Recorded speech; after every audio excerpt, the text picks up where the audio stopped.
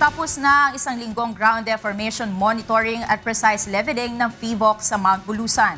Gayunpaman, posibleng aabutin pa ng ilang araw bago mailabas ang resulta ng ginawang pagsusuri sa bulkan. Ito ang balita ni Alan Manansala. Tinapos na ngayong araw ng mga geodetic engineers ng PHIVOLCS ang ground deformation monitoring at precise leveling sa paligid ng Bulkan Bulusan na sinimulan noong nakaraang linggo. Subalit ayon kay Chris Pulojo Julata Jr., resident volcanologist ng PHIVOLCS sa Sorsogon, aabutin pa ng mga ilang araw bago mailabas ang resulta ng ginawang pagsusuri at pagsusukat sa bulkan. Hindi pa rin tukoy ng ahensya kung gaano karami at kalaki ang ash deposits sa crater ng Mount Bulusan dahil sa hindi makita sa isinagawang aerial survey dahil sa makapal na ulap.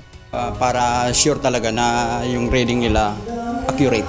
Ayon pa kay Julata, nakadagdag pa dito ang panakanakang pag-ulan sa probinsya nitong mga nakaraang araw.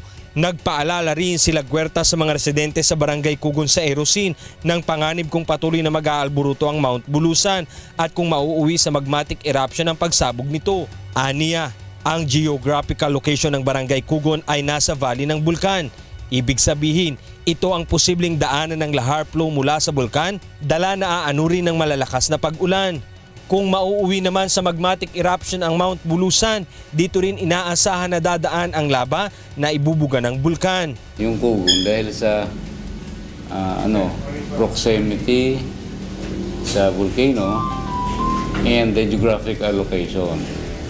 Pag sinabing geographical location kasi ang Cugon nasa valley. May channel siya na galing sa volcano na diretso sa barangay.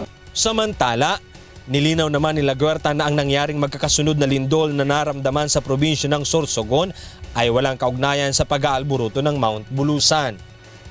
Alan Manansala, UNTV News Worldwide.